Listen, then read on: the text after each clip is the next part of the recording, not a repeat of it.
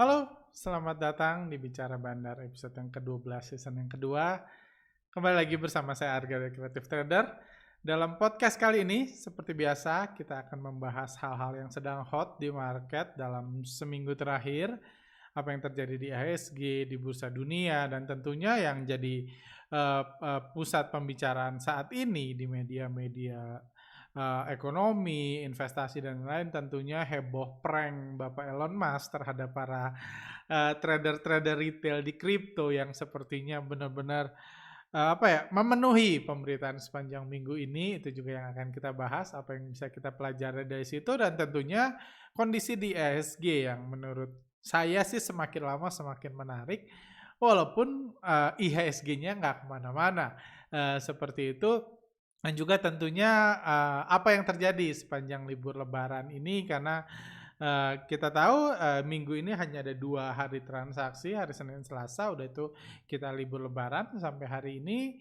Sementara bursa dunia masih cenderung bergerak-gerak sepanjang minggu kemarin, seperti itu.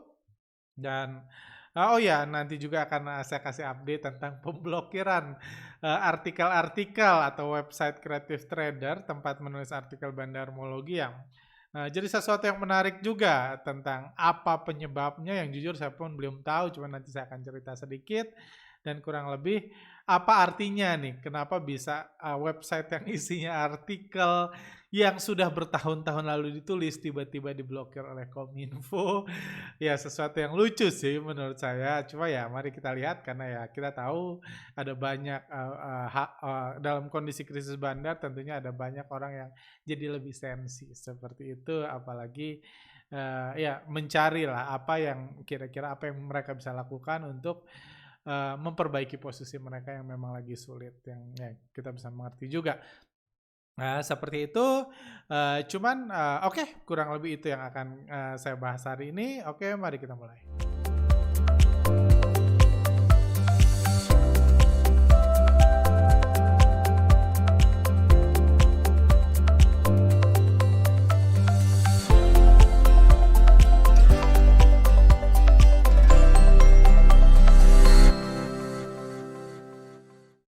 Oke, sebelumnya saya akan bahas dulu tentang kondisi market seminggu terakhir, terutama apa yang terjadi sepanjang kita libur Lebaran di Indonesia. Bursa dunia, termasuk bursa Asia dan biasa direpresentasikan dengan bursa Amerika, bursa Dow Jones, sempat terkoreksi tajam di awal-awal libur Lebaran, terkoreksi turun. Ini pergerakan Dow Jones seminggu terakhir, sempat naik, turun tajam. Namun 2 hari terakhir cenderung recover, cenderung rebound seperti itu. Berita atau kecapan yang biasa dipakai oleh komentator saham di luar negeri tentang koreksi Dow Jones ini banyak dikaitkan dengan inflasi yang naik cukup cepat di Amerika. Ini juga kalau Anda mau belajar jadi komentator saham, ini satu kecap atau satu bumbu yang biasa dipakai oleh para yang bisa jadi andalan komentator saham. Jadi kalau ketika bandar menjatuhkan harga saham dan data inflasi tinggi, Anda bisa bilang bahwa koreksi Dow Jones atau koreksi IHSG karena data inflasi yang begitu tinggi dan mengkhawatirkan. Itu kecap pertama yang bisa Anda pakai. Tapi itu dipakai kalau Dow Jones lagi turun, kalau IHSG lagi turun. Data yang sama juga bisa dipakai untuk sebagai kecap atau pemanis dari kenaikan IHSG atau kenaikan Dow Jones. Misalnya Dow Jones lagi digoreng bandar, lagi naik, dan data inflasi juga naik tajam. Anda akan bilang ini bukti dari pemulihan ekonomi. Ini tanda recovery ekonomi inflasi yang tinggi. Karena kita tahu deflasi adalah lawan dari inflasi. Deflasi adalah tanda melemahnya ekonomi. Kalau inflasi berarti tanda ekonomi sedang bertumbuh kan. Jadi Anda bisa bilang inflasi adalah bukti bahwa ekonomi Amerika sedang recover. Ekonomi Amerika sedang bertumbuh, which is benar juga. Jadi di sini Anda bisa belajar, terutama Anda yang mungkin mau berkarir jadi komentator saham, satu berita itu bisa dipakai dalam 2 hal tergantung apa keputusan bandar apa yang sedang dilakukan. Kalau misalnya IHSG lagi turun, inflasi naik. Ini dibilang ini kekhawatiran market karena inflasi yang begitu naik begitu cepat. Kalau inflasi lagi naik tapi IHSG lagi digoreng, dibilang ini bukti recovery ekonomi. Jadi itu ya kecap-kecap lah, itu pemanis, itu yang sesuatu yang nggak ada salahnya tentunya, itu pemanis buat bursa saham, biar ada pemberitaan, biar seru kesannya. Ya kayak kecap lah konsepnya. Nggak menentukan apa-apa, makanan pun tidak, makanan bisa tambah enak ketika ada kecap. Cuma kecap doang nggak bisa jadi makanan kan, karena pergerakan harga, pergerakan bursa itu ditentukan oleh hal-hal lainnya, diputuskan oleh bandar, bukan oleh kecap. Seperti itu. Tapi terlepas dari itu, kalau kita lihat kondisi IHSG memang cuma bergerak 2 hari kemarin, pergerakannya sudah bisa dibilang sideways hampir 2 bulan. Dan kalau kita lihat dari sisi pergerakan dana asing mulai ngumpulin lagi di harga bawah. Ini yang sudah saya mention berkali-kali di Telegram kami. Ini juga yang menjadi optimisme kami beberapa minggu terakhir, bahwa kami melihat sudah banyak peluang, apalagi banyaknya investor retail yang migrasi ke kripto. Dia mau nggak mau menjual sahamnya di harga bawah biar punya uang untuk beli kripto. Jadi sisa uangnya mau dikasih ke bandar kripto, dia ngasih sahamnya ke bandar saham. Seperti itu sebabnya kalau Anda yang trading melihat sebenarnya banyak banget peluang yang setia di saham, banyak banget yang peluang di bursa. Hampir sebulan terakhir ini saya pribadi cukup happy dengan kinerja trading saya sebulan terakhir ini sejak saya pulang dari Bali. Waktu itu kan saya bilang saya lagi sibuk dan lain-lain. Hampir sebulan yang lalu saya mengatakan saya mulai masuk lagi ke market, dan kondisi market udah cukup positif, banyak saham naik, akumulasi bandar pun terlihat lebih simpel dan lebih mudah diikuti. Sementara ya kripto ya seperti nanti kita bahas memang lagi seru-serunya. Ada yang mungkin ngerasa kayak sebentar, sekarang lagi banting dan lain-lain ya.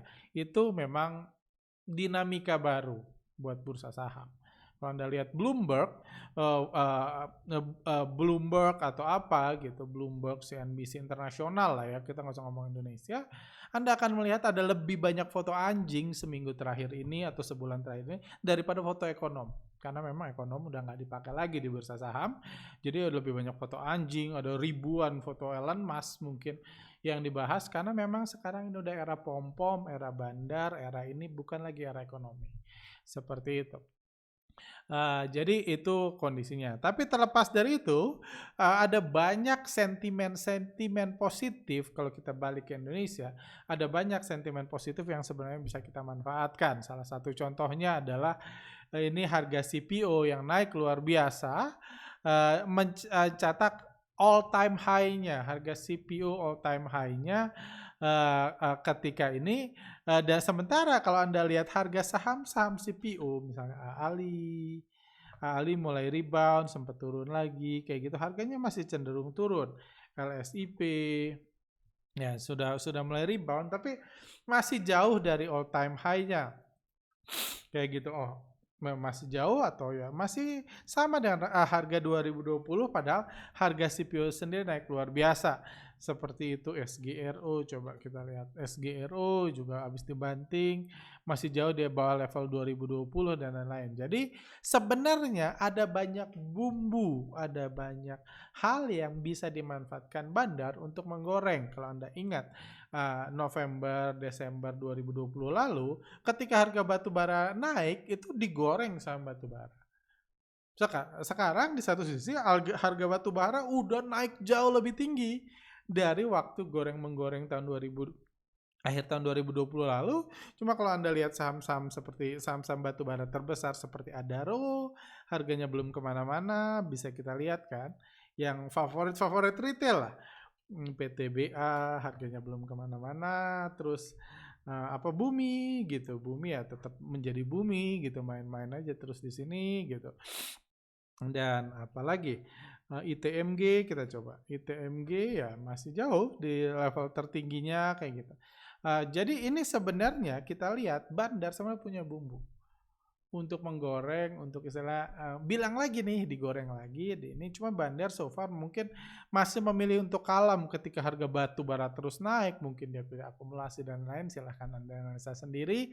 Saya coba kurangin sedikit pembahasan pergerakan Bandar untuk supaya kondisi lebih kondusif. Silahkan Anda analisa sendiri. Cuman itu hal menarik yang terjadi saat ini, di mana fundamental itu bukan fundamental ya, apa ya? Ya fundamental lah ya, analisa hal-hal yang biasa di fundamental itu benar-benar dihapus sama sekali dari bursa saham. Benar-benar dihapus. Sekarang nggak zaman lagi fundamental. Sampai harga batu bara mau naik ya silahkan gitu. Karena lama-lama Anda yang beli saham batu bara sadar bahwa Anda nggak punya batu bara kan. Harga batu bara naik ke $104 per ton, saham Anda nggak bisa ditukar batu bara.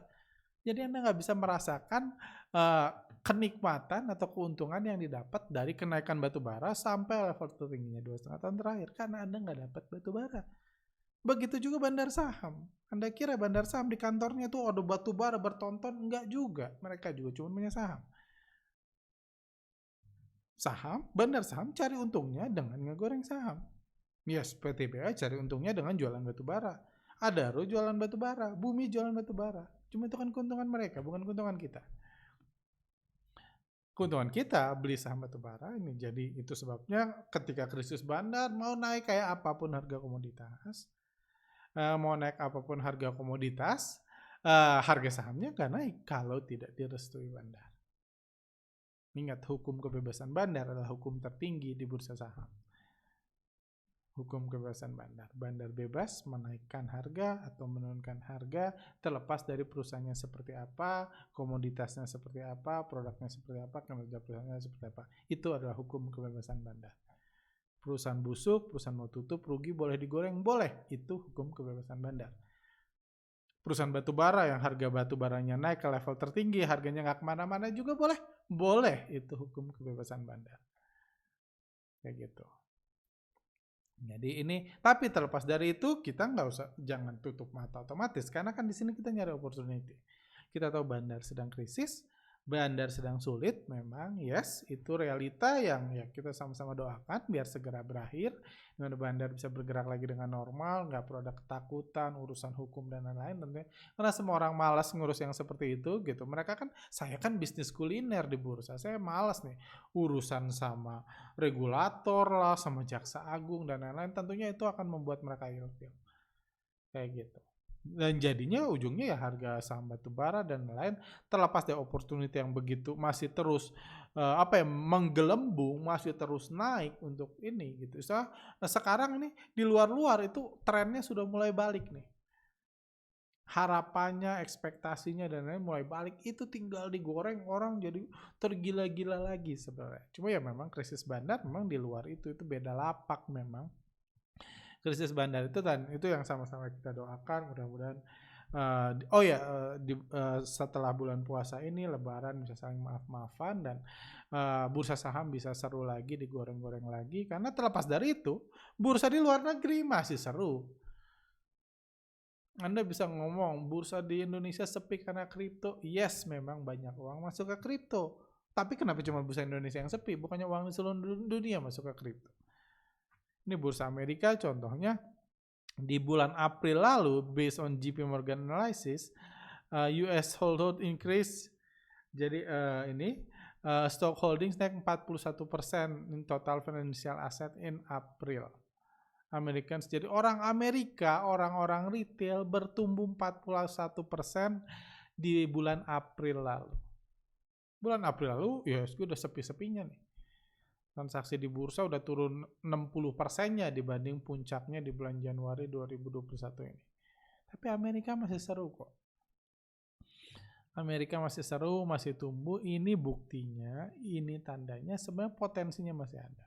Apalagi bursa Indonesia yang sebenarnya bensin utamanya sebenarnya harga komoditas kalau nggak ada krisis bandar.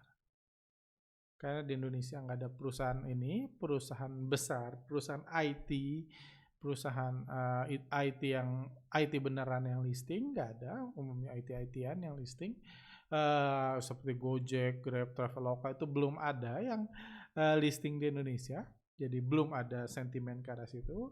Bisnis perbankan ya gitu-gitu aja, ya tumbuh seiring pertumbuhannya ekonomi. Istilah itu bukan pemanis yang ini gitu, bukan pemanis, bukan kecap yang menarik gitu untuk digunakan. Karena ya selalu seperti itu. Bisnis konsumer apalagi gitu. Bisnis konsumer ya dia jualannya kecap beneran gitu. Bukan kecap bukan kecap di bursa kayak gitu, bukan sentimen-sentimen positif, fundamental-fundamental yang biasa dipakai bandar buat ngegoreng kayak gitu. Jualan minyak goreng beneran real ya, minyak goreng beneran gitu. Jadi tentunya itu nggak banyak membantu. Jadi yang membantu sentimen yang bisa membuat orang positif sebenarnya harga komoditas. Dari dulu seperti itu. Bursa Indonesia bangkit karena bangkitnya harga komoditas. Sekarang CPO udah all time high. Kita tahu Indonesia terbesar di CPO. Batu bara juga Indonesia salah satu yang terbesar. Udah tertingginya di 2,5 tahun terakhir. Alangkah sayangnya kalau opportunity untuk menggoreng seperti ini tidak dipakai bandar. Hanya karena krisis bandar. Anda nggak bisa bilang hanya karena semua ini karena kripto, karena di luar negeri bursa saham dan kripto sama-sama digoreng kok. Artinya bisa kan kalau bandarnya nggak krisis. Apalagi Indonesia yang biasanya kompornya, minyak goreng utamanya, kecap utamanya adalah kenaikan harga komoditas, kenaikan bursa Indonesia. Seperti itu. Tapi terlepas dari itu, realitanya karena krisis bandar, bursa masih sepi. Salah satu ini apa? Nah, fenomena yang seru dibahas di bursa minggu lalu adalah IPO-nya Lucy. Lucy, sebuah night club kecil di Jakarta yang sempat IPO. Ini menarik. Ini juga bisa jadi langkah utama, langkah yang bisa Anda pakai jika Anda mau IPO ke depan adalah, apalagi Anda punya perusahaan yang punya perusahaan yang udah nggak tahu mau diapain gitu, mungkin Anda bisa IPO dan salah satu langkah breakthrough yang digunakan Lucy adalah dia mengundang salah satu artis terkenal untuk menjadi brand ambassador dan komisaris independen saham Lucy. Dia mungkin bukan jadi brand ambassador nightclubnya, buat apa? Karena ini kan di sini jualan saham goalnya. Bukan jualan nightclub, karena Anda punya saham Lucy bukan boleh free masuk nightclub kan. Dia jadi brand ambassador sahamnya supaya jadi pusat perhatian, dan terbukti penjualan Lucy sejak IPO pun udah sampai 33 M-an kalau nggak salah, uang yang berhasil didapat dari Lucy itu sampai 33 M jualan saham Lucy sejak IPO. Jadi luar biasa, padahal asetnya kalau Anda lihat laporan keuangannya asetnya 4 M. Cari duit di mana? Aset 4M dapat 33 M kayak gitu. Sewa brand ambassador kan nggak akan semahal itu. Jadi hal-hal seperti ini bukan hanya terjadi di Indonesia anyway. Di waktu dekat yang sama di Amerika pun ada Jessica Alba atau siapa ya saya lupa, yang dia IPO juga. Dia dijadikan brand ambassador salah satu saham juga. Jadi pembahasan menarik karena sekarang memang yang ginilah yang penting untuk satu IPO. Terlepas dari IPO-nya mau digoreng terus, mau naik, untuk dijadikan lain-lain, atau mau buang perusahaan, memang butuh brand ambassador yang bagus. Seperti itu juga ya. Apalagi kalau nama Pompomers kan cenderung udah agak rusak gitu, karena kita udah tahu gitu. Ininya lah, belang-belangnya kita udah tahu kalau Pompomers artis yang nggak ngerti apa-apa, yang culun-culun, yang nggak tahu tentang bursa saham, cuma ngomong apa yang dikasih tahu. Tentunya terlepas dari dia artis biasa yang nggak rekomen jadi nggak punya salah apa-apa seperti itu, dia bisa mengundang perhatian orang, membuat orang tertarik beli saham Lucy, dan terbukti sangat tertarik investor retail, dan sekarang harganya udah ARB berhari-hari. Seperti itu, sesuatu yang ya sudah kami bahas juga, banyak dibahas di Telegram. Oke, hal lain yang juga perlu diperhatikan, menurut saya ini cukup menarik perhatian saya beberapa hari terakhir masa libur ini adalah efek dari pemulihan COVID-19. Efek dari vaksin COVID-19 di mana yang ekspektasi saya sebenarnya jauh lebih baik dari saat ini. Kayak gitu. Ekspektasi saya. Salah satu contohnya saya cerita sedikit. Bulan Agustus ini rencananya saya pengen ngumpul sama keluarga saya bulan Agustus ini. ada keluarga saya, adik orang tua dan adik saya dan adik-adik saya, ada yang tinggal di Inggris, ada yang tinggal di Amerika. Rencananya pengen main ke Indonesia semuanya, kayak gitu. Karena hanya saya yang di Indonesia, mereka rencana pengen main ke Indonesia. Di awal Januari lalu, ketika ada vaksin, kami cukup optimis bahwa akan ada di bulan Agustus nanti warga pariwisata udah bisa dibuka, kita udah bisa datang dengan kita udah bisa datang ke Indonesia. Kayak gitu, mereka bisa datang ke Indonesia dan bisa liburan di sini. Cuman sekarang kita sudah memasuki bulan Mei, kami semakin pesimis. Karena ternyata pemulihannya jauh lebih lambat dari yang saya kira lah, yang saya prediksi. Singapura pun baru masuk ke lockdown lagi 2-3 hari yang lalu. Kalau nggak salah saya baca berita di Jepang pun berpotensi ke situ lagi karena kasusnya meningkat lagi dan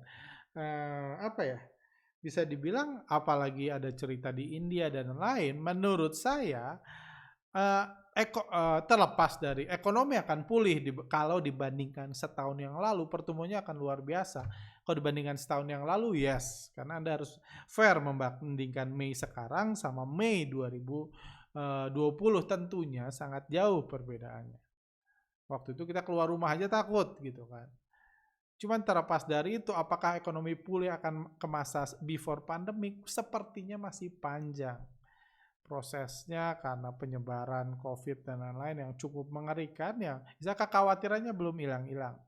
Seperti itu, dan tentunya itu akan berdampak pada bursa saham, bursa kripto dan lain-lain, karena memang akan tetap banyak orang yang tetap nggak punya pilihan nih, uangnya gue puterin di mana lagi, yuk kita masukin saham, yuk kita rebutan duit, tuker-tukeran saham di bursa saham atau di bursa kripto, dan tentunya itu juga opportunity sebenarnya buat bandar.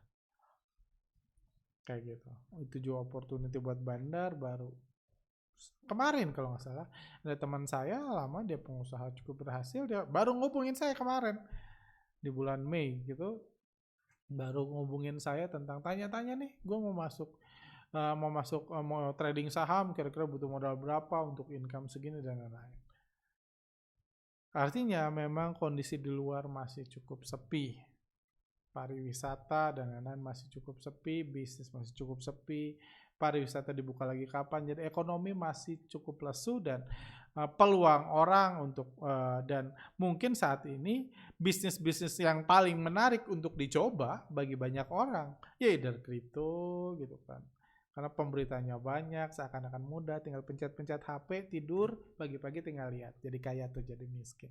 Kayak gitu kan seru trading kripto atau trading saham, yang kalau krisis bandarnya bisa pulih, kita tahu harga komoditas lagi naik, ada banyak berita-berita yang bisa dijadikan kompor, pemanis buat bandar menggoreng saham supaya retail semakin semangat masukin duitnya, nukarkan uangnya ke bursa saham. Cuman karena ya kembali lagi, karena pilihannya sedikit.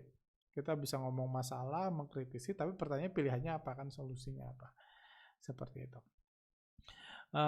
Ke pasar kripto, bahas kripto tentunya kalau ya saya lihat di itu saya banyak banget gambar anjing, gambar Elon Musk di timeline saya gitu, karena memang pemberitaan seminggu terakhir ini fokus ke bapak ini, bapak pom-pom dunia, yang saya rasa sekarang pun ya CNBC udah mulai mengatakan dia bapak pom-pom dan lain-lain, karena sekarang orang mulai sadar. 6 bulan yang lalu ketika saya mengatakan Bapak Elon Musk adalah Bapak pom-pom dunia, pada nggak percaya, dibilang ini Bapak teknologi, orang jenius dan lain-lain. Saya nggak bilang dia nggak jenius, saya nggak bilang dia nggak ngerti teknologi, tapi dia kerjanya ngepom-pom, dia cari duitnya ngepom-pom, itu yang saya bilang kan. Orang jenius juga boleh dong ngepom-pom. Dan menarik, dia baru mulai menggoreng Doge lagi. Itu kita tahu bagi yang nggak tahu, Doge itu basically meme yang diperebutkan orang seluruh dunia karena dipom-pom oleh Elon Musk, nggak ada gunanya. Seperti kita tahu, meme yang ada gunanya buat lucu-lucuan, memang tujuannya itu buat lucu-lucuan, buat jokes, cuma diperebutkan banyak orang.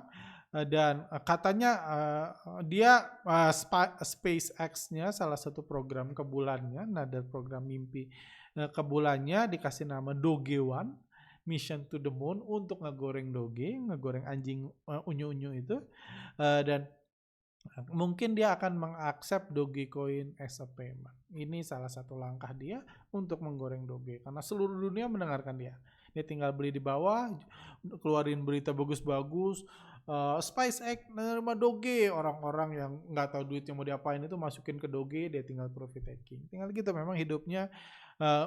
Kita tahu Forbes itu nggak mencatat kekayaan dari apa ya, dari koin-koin palsu, koin-koinan kayak gitu, jadi nggak dicatat. Cuma saya yakin hartanya dia jauh lebih kaya sekarang setelah dia fokus utama dia udah jadi pom-pom, udah nggak ngurus-ngurus yang aneh-aneh lagi kayak pesawat ke bulan lah, mobil listrik, sesuatu yang entah mungkin gak ada gunanya bagi dia pun kayak gitu. Pom-pom. Dan menarik lain berita besoknya itu Elon Musk tos pembelian Tesla via Bitcoin dan mau goreng Doge. Ini yang membuat harga Bitcoin jatuh-jatuhan gitu. Jadi ini juga ya ini sesuatu yang lucu ya karena saya nggak trading Bitcoin, ini sesuatu yang lucu karena sebelumnya para pencinta kripto bilang kripto adalah masa depan. Saya cuma bilang enggak, itu bukan masa depan gitu. Itu bukan masa depan, itu aset yang sedang digoreng kayak gitu. Sama kayak batu akik, sama kayak janda bolong, sama kayak saham, nggak ada beda kayak gitu. Dari dulu ada Bitcoin, sebelum ada OVO pun udah ada Bitcoin kayak gitu. Waktu diterima, waktu itu kan kejadiannya sederhana kan, waktu itu kalau nggak salah ada yang ngerangkum ya. Ini kena prank Elon Musk, kripto rugi 5,183 triliun. Nah, ini salah satu ada yang ngerekap lucu gitu. Jadi Tesla, nah ini 9 Februari, Tesla borong Bitcoin 21 triliun. Dia belinya sejak Januari sebenarnya, cuma dilaporkannya 9 Februari. Terus 24 Maret supaya Anda mau membeli, supaya banyak retail seluruh dunia mau menukarkan uangnya dengan uang digital atau uang digital ini, Elon Musk bilang Anda bisa beli mobil Tesla sekarang dengan Bitcoin. Dia beli di bawah ini, terus dia bilang lagi Tesla cuan 1,4 triliun jualan Bitcoin. Ketika Anda sudah disuruh beli, retail sudah beli, Bapak pom-pom dunia profit taking. Ya memang kayak gitu kan kerjaan pom-pomers. Beli di bawah, ngomongin kecap-kecap, apalagi dia punya Tesla bisa mau menerima. Terus kemarin atau 2 hari yang lalu Elon Musk bilang lagi, beli Tesla sekarang nggak bisa pakai Bitcoin. Jadi ya memang kayak gitu memang kayak gitu cara pom-pom. Jadi jangan heran, nggak usah juga sakit hati. Anda yang mau trading kripto juga trading sama, Anda harus tahu orang merekomendasikan sesuatu itu untuk keuntungan dia, bukan untuk keuntungan Anda. Kayak gitu. Orang trading saham, trading kripto, trading janda bolong dan lain, itu untuk keuntungan dia, bukan keuntungan Anda. Anda pun beli kripto, beli Bitcoin, beli saham untuk keuntungan Anda kan, bukan untuk keuntungan orang lain. Itu sebabnya Anda perlu mengerti strateginya, Anda perlu punya knowledge, udah punya metode untuk bisa survive, karena kalau enggak ya wajar uang Anda dibawa pulang orang terkait di dunia sekalipun, itu wajar. Kayak gitu. Ya itu bukan salah mereka juga kan, mereka sejak awal mau untuk untung kan, beli gitu, beli Bitcoin udah itu profit taking, terus dibilang sekarang nggak bisa lagi. Kecapnya bebas lah, alasannya bebas. Kenapa dulu diterima, kenapa nggak diterima, mungkin kenapa 3 bulan lagi diterima lagi, kok dia beli lagi, kecapnya bebas. Apa alasannya nggak usah didengar sama sekali, karena intinya setiap kata-kata yang mereka keluarkan tujuannya untuk memperkaya dia. Nggak salah, sama sekali nggak salah. Saya kagum dengan Bapak Elon Musk. Sejak dulu saya kagum karena ini pentingnya jualan mimpi. Ini pentingnya brand image, ini pentingnya sosial media dan lain-lain. Dan beliau salah satu contoh yang contoh yang bahkan mulai ditiru oleh para investor-investor veteran pun. Kalau Anda tahu Lo Keng Hong sekarang udah semakin fokus untuk memperbesar Lo Keng Hongmologinya supaya saham yang dia beli di bawah dia bisa promote di atas. Sudah ada channel YouTube-nya kalau saya dengar kayak gitu, biar orang Anda bisa beli saham-saham yang beli di bawah supaya Anda beli di atas, dia atau timnya bisa jualan. Sesuatu yang simpel, jangan heran kalau itu terjadi.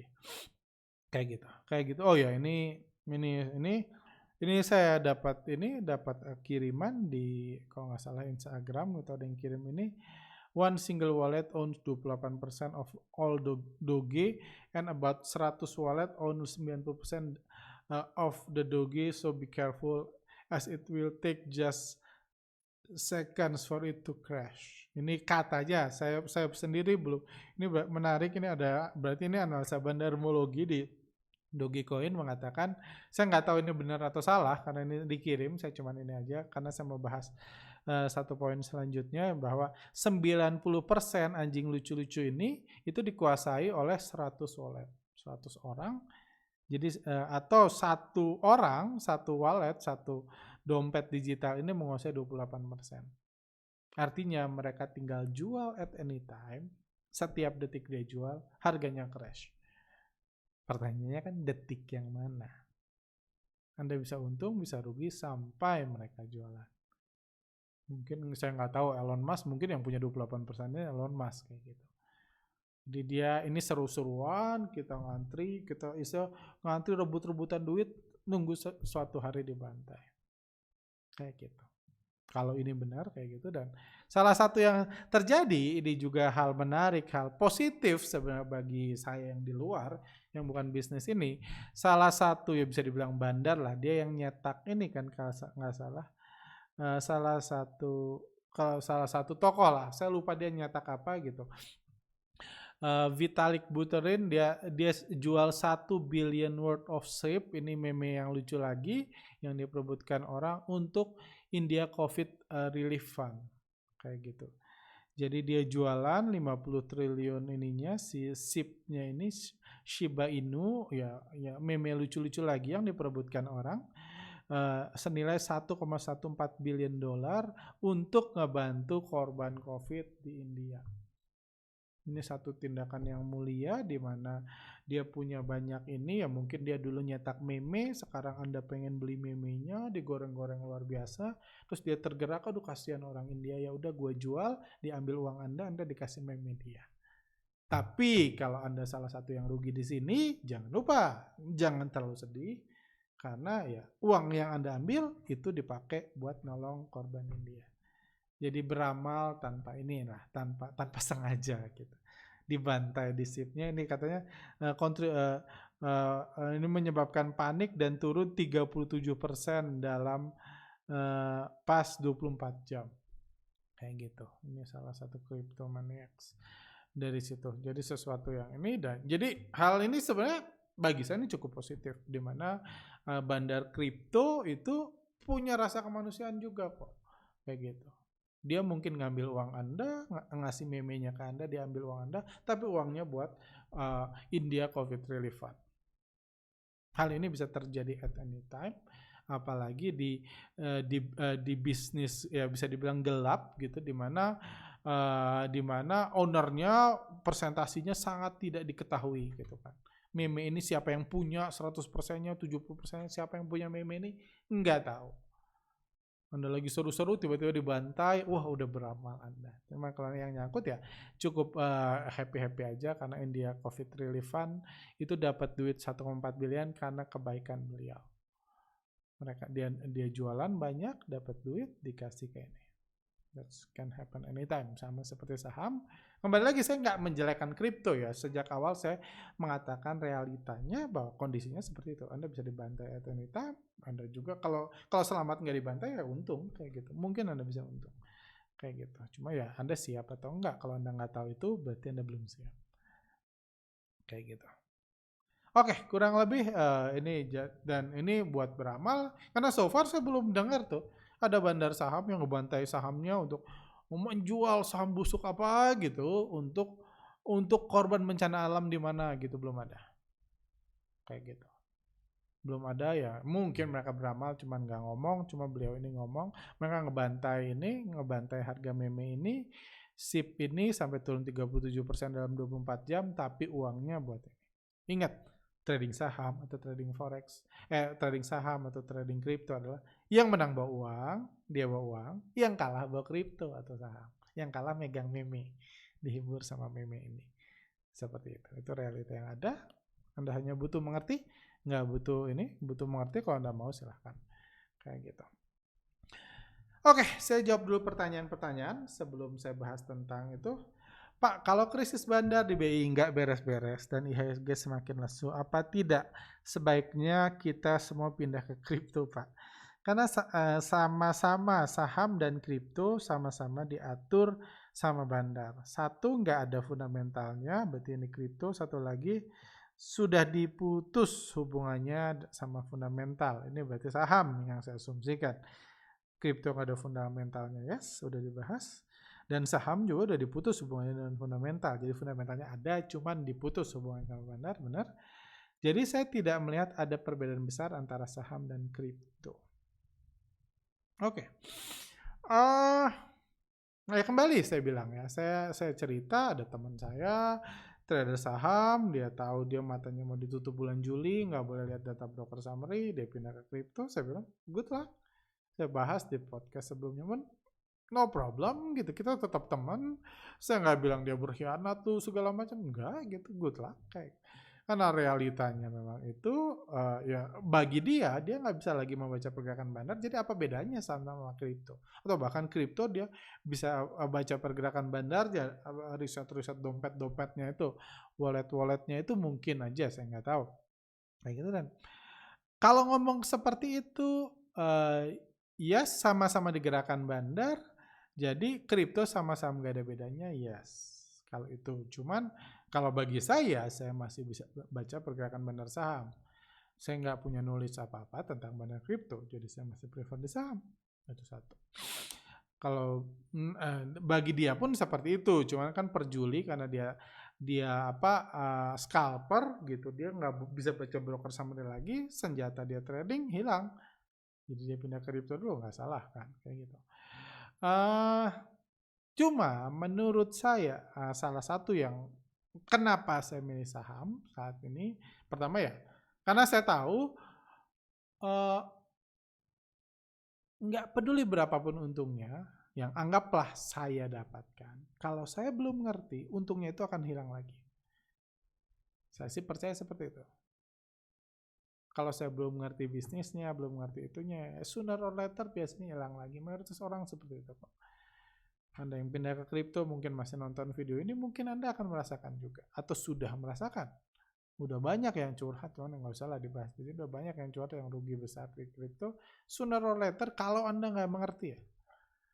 Kalau Anda nggak punya strategi yang jelas, tahu kapan berhenti, tahu kapan kabur, kapan bahaya, biasanya hilang lagi.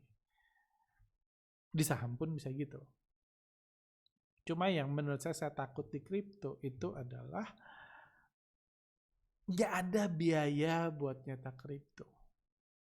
Biaya real. Ini lagi ngomong bandar-bandarnya ya. Kalau gitu, kalau Anda mau nyetak Bitcoin sekarang biayanya banyak karena Anda bukan bandarnya. Gitu. Kalau bandarnya yang nyetak 10 tahun lalu, 5 tahun lalu biayanya sangat rendah dan nggak perlu ada komitmen.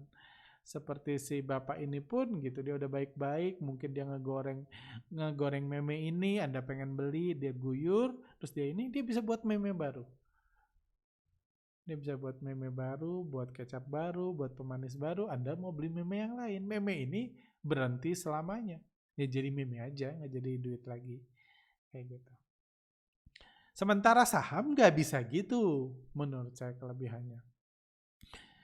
Saham, Anda nggak bisa ngehabisin saham Astra, diguyur sampai habis, sampai bandarnya nggak punya ini lagi. Pertama nilainya sangat besar, sahamnya sangat banyak, itu susah diguyur sampai habis. Udah itu, ya udah kebuang. Kita buat Astra baru yang nggak bisa. Kan ada regulasinya, ada peraturannya. Saham Astra diatur sama bandar, yes diatur. Tapi bagaimanapun seluruh bisnis mobil konglomerasi Astra yang ada itu terikat sama saham Astra. Sahamnya boleh lu gocapin, boleh, tapi tetap aja perusahaan itu harganya gocap. Nggak bisa dibilang, aduh gue nggak mau lagi, kita udah putus hubungan gitu.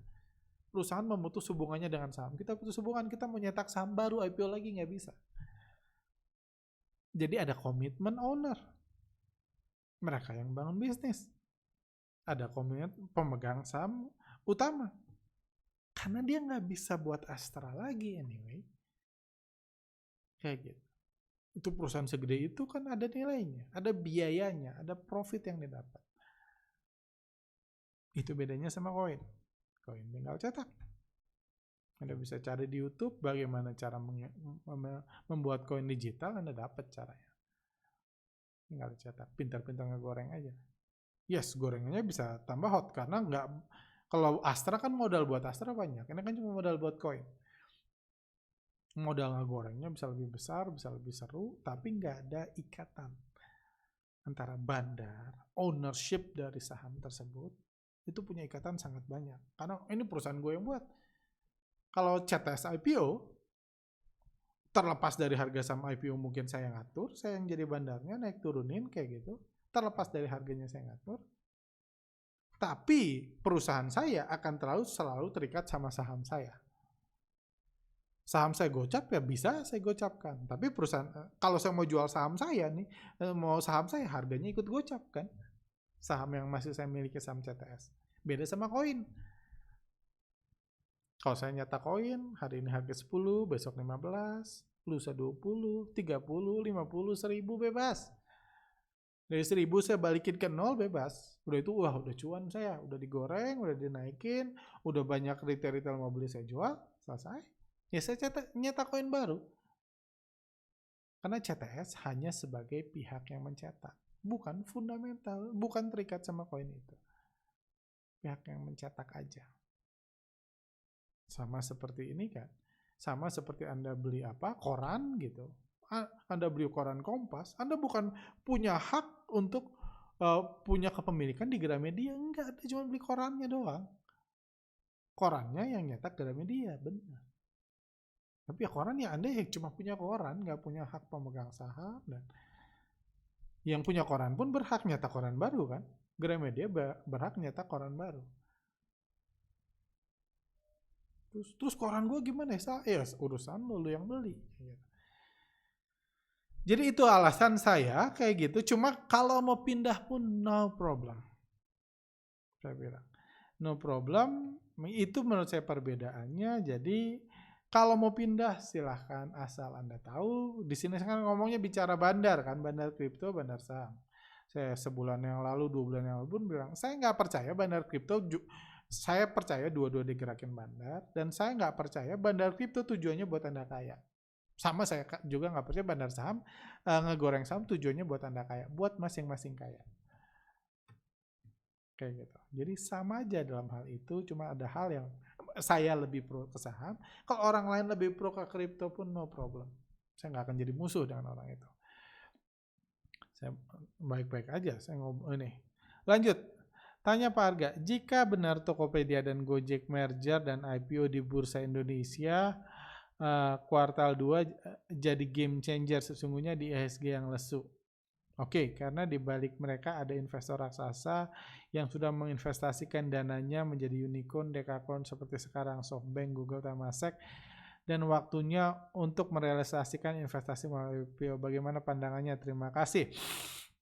Ini poin yang menarik. Ya saya setuju. Itu juga yang saya bilang tentang masa depan bursa saham. Menurut saya itu ada uang ratusan triliun di Indonesia aja yang sudah dibakar untuk buat startup.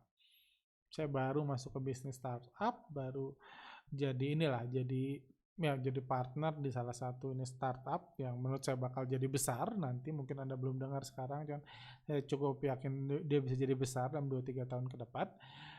Dan uang di situ dibakar di startup itu, sama seperti Gojek deh, uangnya dibakar. Anda invest di situ, uangnya dibakar buat buat startup lah, buat diskon, buat promo, uangnya dibakar, nilai perusahaannya terus naik, uang terus dibakar. Mereka butuh IPO untuk merealisasikan investasinya. Nilainya besar, cuma kan nilai kalau nggak dijual percuma kan, jadi butuh IPO. Kalau Gojek dan Tokopedia IPO di Bursa Indonesia ini jadi game changer, yes, saya optimis seperti itu.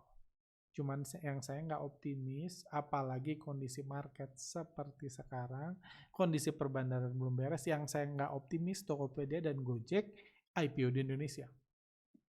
Itu yang saya nggak optimis.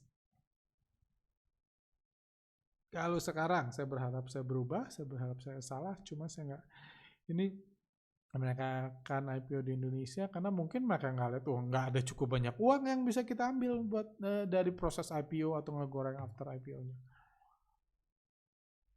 Kalau di Indonesia, takutnya sih seperti itu. Nah, khawatiran saya karena Grab dia akan IPO di Amerika. Grab dari Singapura loh. Grab itu perusahaan Singapura. Iya benar kan, Singapura atau Malaysia, kantor pusatnya di Asia Tenggara kok. Kayak gitu, dia IPO dia di Amerika.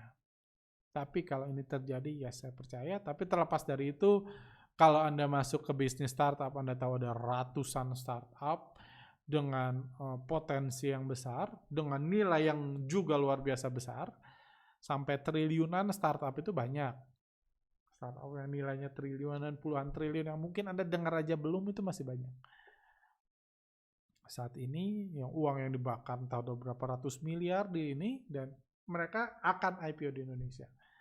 Salah satu goal saya masuk ke ini juga, saya pengen jadi jembatan antara startup ya kedepannya lah ya, antara startup dan IPO mungkin dan bandar kayak gitu. Jadi itu menurut saya jadi kombinasi yang dibutuhkan di masa yang akan datang. Jadi saya memberanikan diri masuk dunia startup ya, saya sudah sering cerita. Ini hal yang bagus kalau ini terjadi, ini bisa jadi game changer, akan ada investor asing masuk dan lain-lain. Karena memang butuh duit yang sangat besar untuk meng-IPO-kan Tokopedia dan Gojek, baik itu dari investor institusi yang lagi krisis sekarang, institusi lokal, atau dari retail. Tapi nilainya sangat besar. Lanjut. Udah 46 menit, saya cepat aja. Pak, kalau krisis bandar di BI enggak? Oh, ini udah ya. Oke. Oke, udah ya, itu aja. Sekarang saya mau sedikit cerita tentang pemblokiran artikel Creative Trader. Jadi kalau Anda menggunakan beberapa provider internet, nggak semua, karena Anda akan menemukan kalau ini misalnya salah satu yang dipakai di kantor kami adalah First Media, ini nggak ada hubungannya apa-apa dengan First Media, hanya saya menunjukkan screen cap-nya. Kalau saya pakai First Media, klik creativetrader.com, Anda akan, ini dianggap website kami diblok oleh Menteri Kominfo, seperti itu. Dan sementara kalau Anda pakai provider lain, ini saya bisa refresh, website kami tetap bisa diakses. Jadi nggak semua provider, tapi pertanyaannya kenapa diblok oleh Kominfo? Kayak gitu. Jadi pemblokiran ini pun ini terjadi hanya beberapa, mungkin setengah jam sebelum penutupan market, sebelum libur lebaran kemarin, dan kebetulan nggak 10-15 menit setelahnya saya udah ada janji Zoom meeting dengan salah satu calon klien kami yang mau IPO, kayak gitu. Nah, dan saya udah janji Zoom meeting dari seminggu sebelumnya, jadi nggak bisa saya undur untuk urusin website. Dan intinya website kami diblok dan udah keburu liburan. Saya pribadi sudah kirim email, kirim keberatan, nanya penjelasannya dari Kominfo itu ada apa nih? Ada apa penjelasannya? Kenapa tiba-tiba, kembali lagi tiba-tiba, tidak pernah ada surat peringatan, tidak pernah ada teguran, tidak pernah ada informasi apa-apa dari Kominfo. Misalnya ada konten kami yang misalnya pornografi gitu, atau apa, SARA dan lain-lain, saya nggak melihat. Dan di website kami, kalau Anda udah follow kami sejak lama, Anda tahu dulu tiap hari atau at least seminggu 3 kali, seminggu 2 kali ada konten, ada artikel baru di website kami. Udah setahun terakhir nggak ada artikel baru. Nggak ada artikel baru, cobaan testimoni lah, link podcast Bicara Bandar yang notabene kontennya di YouTube dan lain-lain. Podcast ini website kami nggak diupdate. Nggak ada apa-apa di sini. Nggak ada apa-apa, cuma artikel-artikel Bandar Maulidi, cuma somehow itu bisa jadi diblok, dianggap tidak sehat oleh Kominfo. Saya juga bingung kan, karena kalau anggaplah saya buat artikel baru, artikel yang dibuat paginya di hari Selasa sebelum libur Lebaran, sorenya diblok, wah ternyata saya buat artikel yang ini segala macam. Misalnya mengandung SARA dan lain-lain, saya bisa ngerti. Cuma ini nggak ada apa-apa. Bahkan yang ngasih tahu kami pun itu kalau nggak salah alumni atau orang lain bilang, kenapa websitenya diblok ya? Saya juga heran, kenapa juga gitu. Memang ada apa di websitenya? Kalau Anda pakai VPN, Anda bisa lihat nggak ada apa-apa di website kan. Isinya cuma artikel-artikel lama yang udah dibuat 1 tahun, 2 tahun yang lalu kayak gitu. Anda pakai VPN bisa menilai sendiri, nggak ada sarang, nggak ada apa-apa. Kayak gitu, ini simply kumpulan artikel. Cabai rawit, Mister Market, sendal jepit, dan lain-lain. Artikel yang udah buat 1 tahun, 2 tahun lalu. Terus kenapa diblok kan? Ya saya, karena ini libur, saya belum bisa ngapa-ngapain, belum bisa informasi kenapa diblok. Cuman ya mungkin ya hal yang kepikiran pertama ya memang ada yang nggak suka. Ada bandar yang nggak suka, ada big player yang nggak suka, yang lapor somehow, keberatan, ngomong jelek, tolong diblok ya mungkin. Mungkin ya, mungkin nggak, saya nggak tahu. Saya nggak tahu karena ya yang pasti nggak ada peringatan, tiba-tiba aja diblok kayak gitu. Dan saya antara marah dan pengen ketawa gitu. Karena ya ini juga membuktikan ternyata ada juga yang menghubungkan dengan ini yang kami juga sempat tiba-tiba kepikiran tentang satgas investasi ilegal yang dihentikan. Salah satu ini ada juga di Telegram kami ya, salah satunya Creative Trading System nomor 10. Dibilang money game, ini investasi. Pertama, kami website isinya artikel kayak buku. Lucu kan kalau buku tiba-tiba diblok sama OJK. Creative Trading System ada money game, penyelenggara pelatihan pasar modal menangkap penasihat investasi tanpa izin. Ini pun agak bingung saya. Jadi kami sih bilang say thank you ke OJK karena kami anggap ini, karena nggak pernah ada teguran, nggak pernah ada stop dari OJK, peringatan nggak ada juga ini. Sama aja, yang pasti kami nggak punya money game. Nggak ada produk money game, nggak pernah ada produk money game. Jadi ketika dibilang money game ya saya langsung bilang itu bukan saya. Ada yang bilang, wah ini pencemaran nama baik. Nama baik siapa? Bung, saya nggak jualan money game. Kalau saya jualan money game, saya mungkin kebakaran jenggot ketika dibilang ini investasi ilegal. Anda kan tahu, Anda baca websitenya, Anda ikutin Instagram kami, yang ini yang real ya, bukan yang palsu-palsu. Bukan yang telegram minta duit janji investasi itu kami pun udah berulang kali bilang itu palsu. Ada yang ketipu, kami bilang tolong lapor OJK biar diblok. Nah, jadi saya anggap yang nipu itu mereka kan, bukan saya. Toh kalau Anda transfer uang, Anda ketipu, Anda tahu kok transfernya bukan atas nama saya, bukan atas nama Creative Trading System. Jadi apa hubungannya sama kami? Nggak ada. Kayak gitu. Money game nggak punya, jadi saya nggak ngerasa, wah ini pencemaran nama baik, bla bla bla ya. Money game, saya nggak jual money game kok. Kayak gitu. Saya nggak nawarin apa-apa, nggak janji investasi apa-apa, nggak ada sama sekali. Dan nggak pernah ada teguran, suruh stop, dan lain-lain. Terus penyelenggara pelatihan pasar modal penasihat investasi tanpa izin. Pertanyaan selanjutnya, sejak kapan buat workshop bandarmologi butuh izin OJK? Saya belum pernah tahu. Saya belum pernah lihat seminar yang dibilang ini diawasi oleh OJK.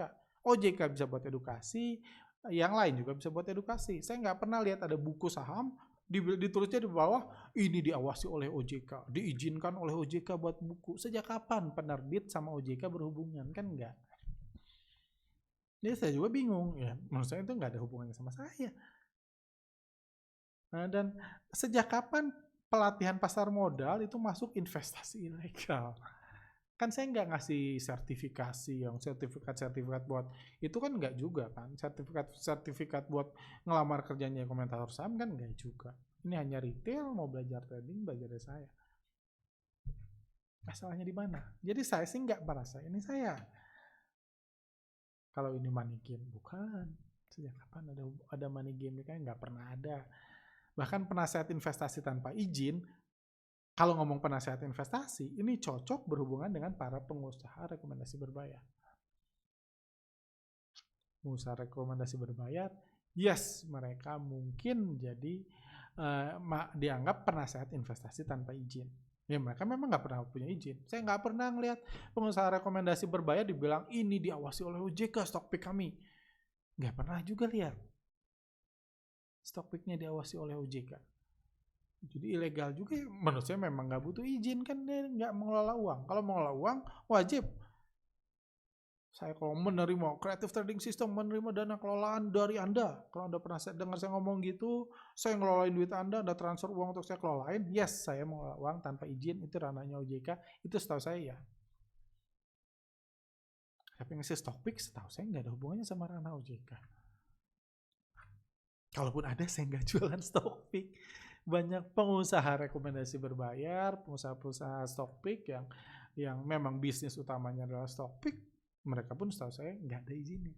Saya nggak ada, saya nggak jual produk itu, jadi itu pun nggak ada hubungan. Tapi anyway, karena mungkin ini ada hubungannya, sebelum libur pun saya sudah menghubungi OJK, saya udah ngasih email, nanya apakah ini ada hubungannya pemblokiran Kominfo dengan ini surat keputusan ini, saya tanya mereka dan belum ada jawaban. Anyway, saya juga ngerti nggak bisa menyalahkan mereka karena ini kembali lagi, ini libur lebaran. Mari kita happy-happy aja, senang-senang aja, maaf-maafan aja di libur lebaran ini ya kedepannya ini.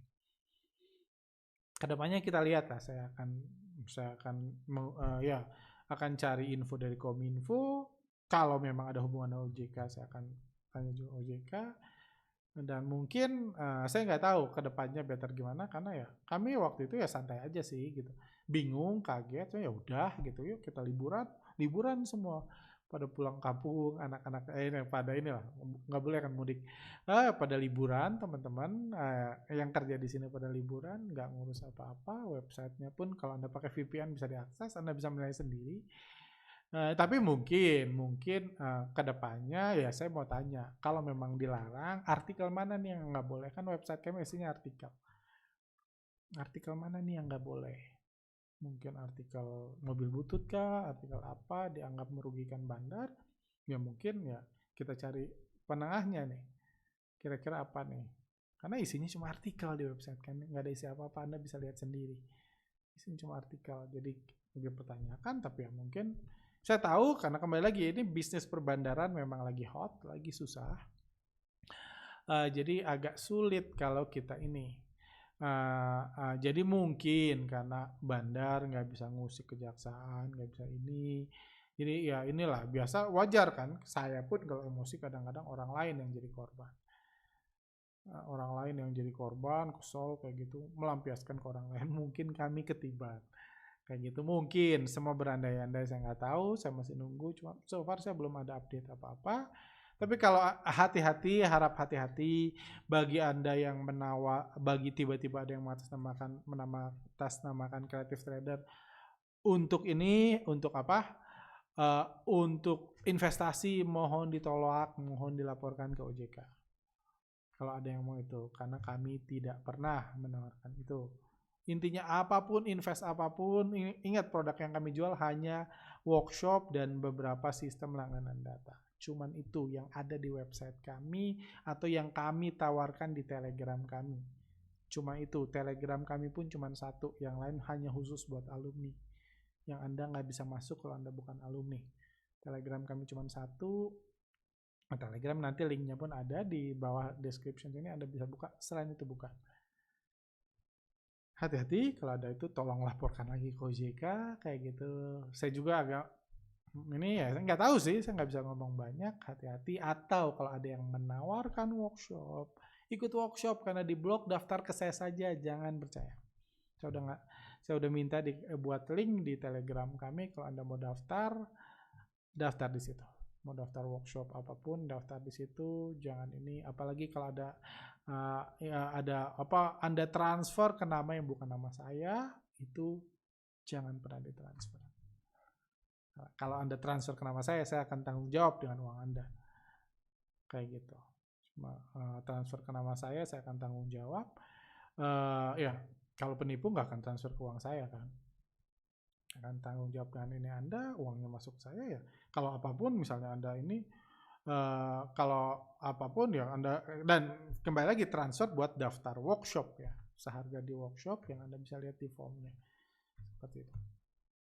Kita lihat aja, saya sih masih kalem-kalem aja, saya masih penasaran dan saya nggak tahu ke depannya apakah mungkin ada beberapa artikel harus dihapus kalau memang itu dianggap dianggap nggak baik kayak gitu buat inilah buat siapapun lah, buat pihak-pihak mungkin ada beberapa artikel yang akan saya hapus, atau saya mikir juga opsi mungkin apa mungkin better diblokir aja kayak gitu. Itu pun lagi kami pikirkan biar ya istilahnya ini benar-benar jadi ilmu yang secara resmi dilarang oleh Kominfo atau oleh siapapun. Jadi Anda tahu karena ya mungkin karena Anda bisa menilai sendiri kan, apakah dilarangnya karena SARA, karena pornografi, atau karena merugikan beberapa pihak dan berpotensi menguntungkan retail.